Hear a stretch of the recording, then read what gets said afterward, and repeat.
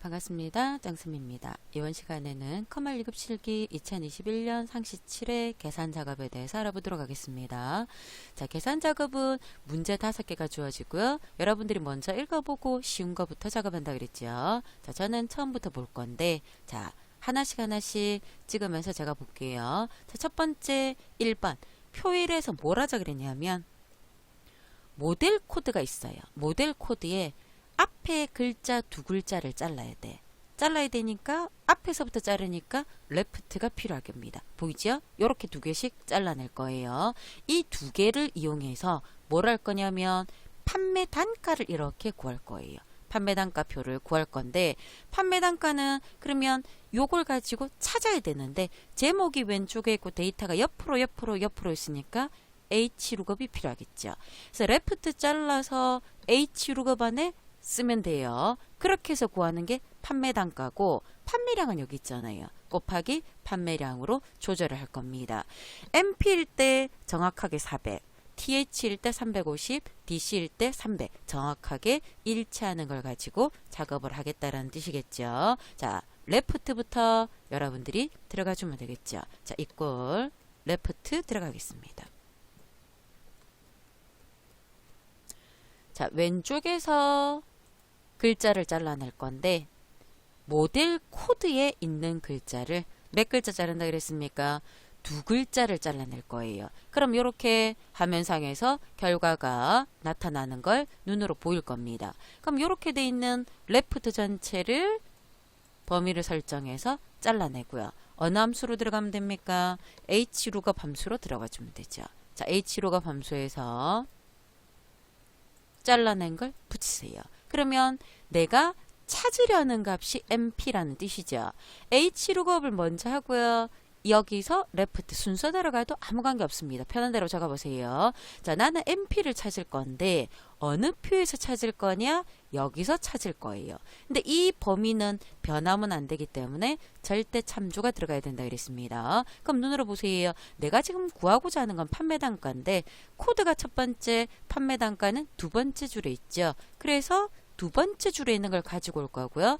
정확하게 일치하는 걸 찾으려면 폴스인데 우리는 폴스 대신에 0이라고 쓰면 폴스로 인식한다 그랬습니다. 자, 이렇게 해서 찾았어요. 그럼 MP니까 400을 찾았죠. 거기에 곱하기 판매량이 들어가겠죠. 제일 끝에 곱하기 판매량. 그래야 매출액이 나오겠죠. 이거 먼저 곱하고 함수 들어가도 순서는 관계없어요. 나머지는 채우면 됩니다. 그래서 1번이 끝이 났어요. 자, 두 번째. 2번은 요일을 구한다 그랬습니다. 요일을 구할 건데 위크데이와 추즈를 쓰자 그랬죠. 요일 번호를 구하는 게 위크데이입니다. 일요일이 일반적인 거예요. 그래서 표시는 이렇게 요일까지 붙인 걸로 나타나자 그랬습니다. 먼저 구해서 추주로 가주면 되죠. 자, 이꼴 위크데이부터 마법사를 띄우고요.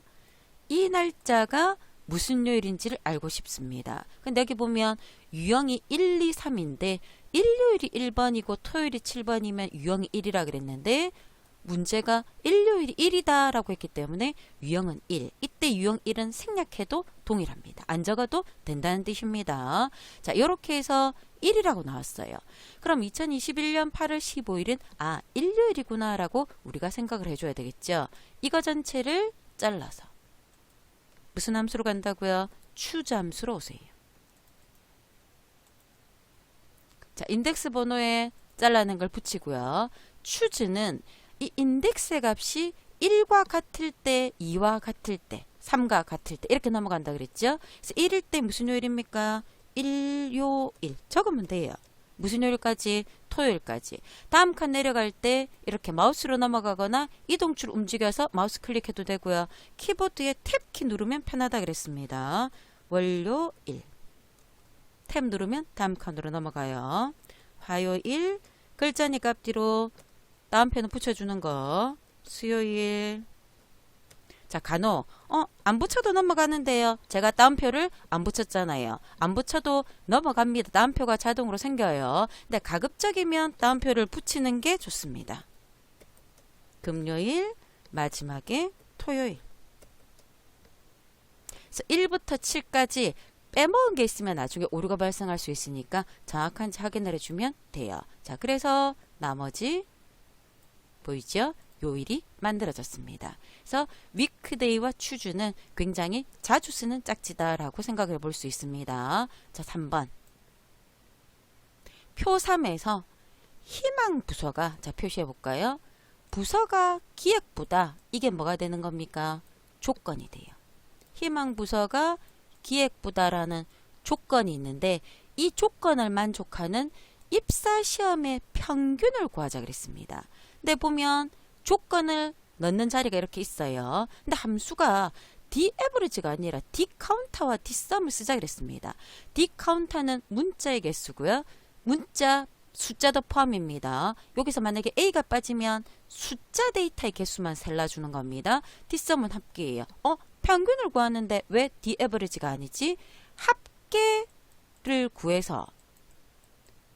구해서 나누기 개수를 하면 뭐가 나옵니까? 평균이 나오잖아요. 그래서 이거는 함수 중첩이 아니라 따로따로 구하라는 뜻이에요. 그래서 dAverage 쓰면 될 걸 그냥 시험이기 때문에 저런 식으로 내보는 거예요. 자, 조건을 여기 써야 될 건데 데이터베이스 함수의 조건은 고급 필터의 조건과 똑같다 그랬습니다. 희망 부서가 기획부라 그랬죠. 그럼 손으로 여기에 제목 희망 부서 기획부 적어도 되고요.